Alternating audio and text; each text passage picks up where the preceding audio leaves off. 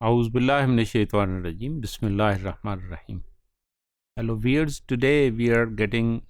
again this opportunity to have a talk about moral development of childhood in psychosocial development of that particular individual. We'll see here today morality as is being observed in psychosocial, psychoanalytical theory. That is a very important theory we to understand. Basic uh, assumptions are there in the theory that 5 to 6 years of age there arises some sexual desires, and these desires are reflected and being directed and get satisfied with the either sex of parents. The male child is seeing and learning from mother, and the female are learning from the father. Okay, these are very important things, that some traits are being learned by the children by their parents, and these are the desires that is very natural. And we to see इसमें ऐसी identifications हैं जिसमें बाज़ ये है कि those appears और उसकी सेटिस्फेक्शन, उसके लिए डायरेक्शन, द पेरेंट्स रिस्पॉन्सिबिलिटी कि वो बच्चों की रहनुमाई बाज़ अल्फाज से नहीं बल्कि उनके एक्शन से, उनकी अपीयरेंस से, उनके रिफ्लेक्शन और बिहेवियर से हो रही होती है. और इसी तरह इसके रिफ्लेक्शन में अगर उनकी ग्रेटिफिकेशन नहीं होती और वो उस बात से मुतमईन नहीं होते, that hostility is there, the enmity behavior is arises, और उसका ताल्लुक फिर यह है कि उसके सेल्फ रिजल्टिंग जो गिल्ट है दैट डेवलप, और उसमें द चाइल्ड फील कि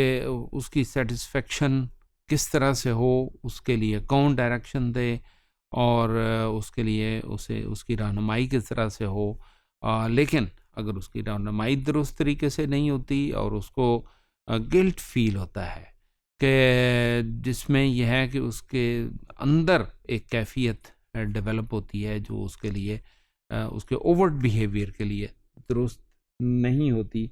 और ये है कि बाज़ात वो अपने सुपर ईगो के लिए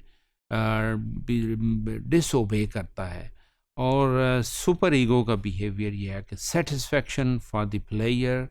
and satisfaction for the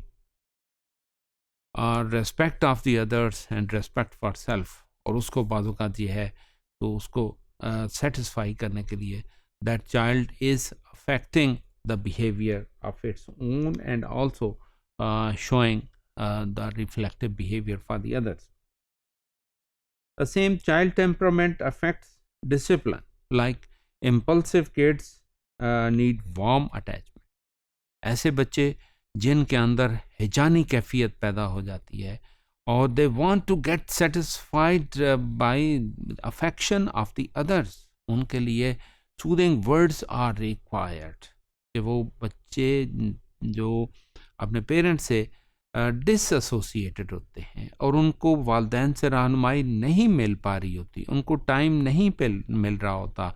there parents are not their friends, they are not able to talk about their personal feelings and specific feelings of related this problem of guilt जो वो महसूस कर रहे होते हैं, अपने पेरेंट्स के साथ किस तरह से उस बात को वो करें. तो parents are to give them directions, give them reflections. बातों का यह है कि वो अल्फाज हम इख्तियार नहीं कर सकते, but we can show it. हम अपने आप को समेटते हैं, हम अपने आप को लिबास के ज़रिए समेटते हैं, और हम अपने एक्शंस के ज़रिए हम आपको अपने आप को संभालते हैं. Yes, this one is the morality, and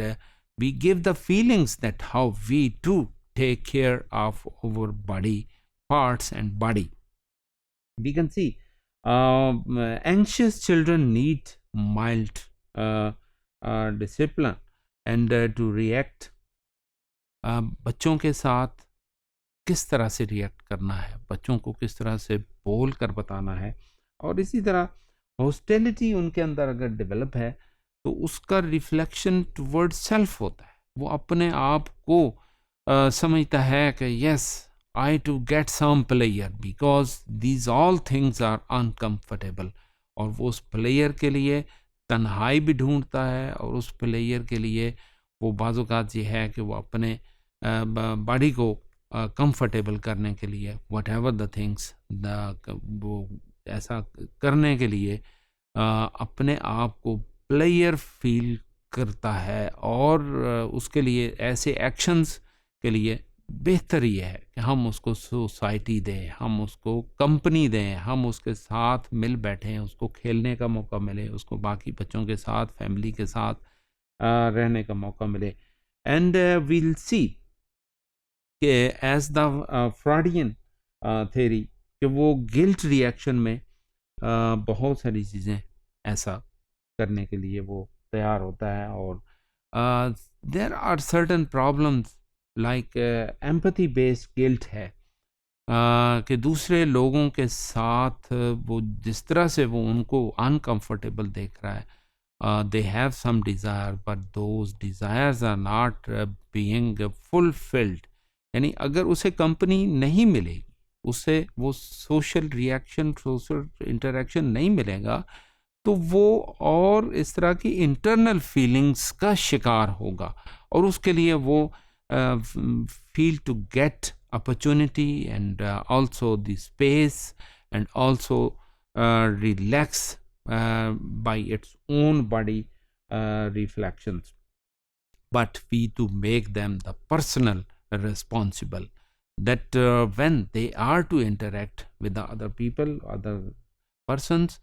तो उसमें वो जो रिग्रेट है उस तरह की फीलिंग्स उसमें डेवलप नहीं होंगी, और उसमें वो उस तरह से डिस्ट्रेस डेवलप नहीं होगा